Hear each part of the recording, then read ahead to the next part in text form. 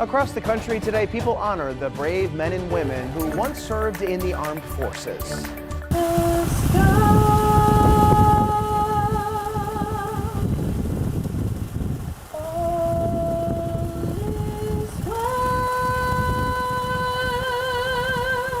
It was a touching scene at the Carolina Field of Honor in Kernersville, where the cold didn't keep crowds from gathering during today's ceremony. More than 100,000 veterans from many wars and conflicts live in the Triad. WFMY News 2's Nixon Norman talked to two veterans from different generations about their service. Two Greensboro Marines who served decades apart, bound by the same unbreakable brotherhood. While they shared their stories with me tonight, it was made clear some connections never fade. Captain Nat Reed and Corporal Charlie Hain fought in different wars, but carried the same scars, the same memories, and the same pride that comes along with it. Reed joined the Marines in 1967 and deployed to Vietnam the next year. A month into combat, he was shot and wounded.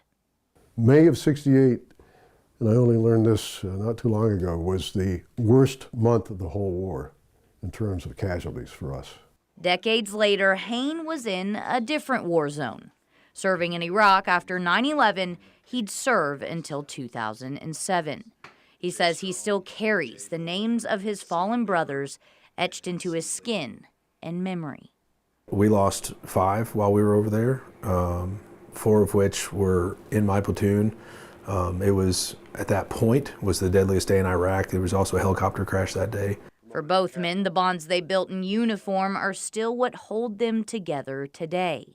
Well, you've heard this, once a Marine, always a Marine, and my Marine brothers and sisters are indeed brothers and sisters, and there's a bond that will be with us for the rest of our lives. A connection Hain says many struggle to replace after coming home. The trauma bonding, and you'll never have a relationship with anybody you have somebody join the military, and that's one of the biggest things that most veterans struggle with when they get out, is finding that. Although their stories span decades, their message is the same. Never stop honoring those who answered the call.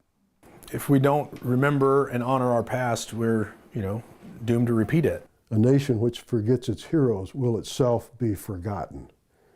So we should never forget the people who have stood up and put their lives on the line. From Vietnam to Iraq, 2 Marines, 2 eras, united by sacrifice, service, and brotherhood. In Greensboro, Nixon Norman, WFMY News 2.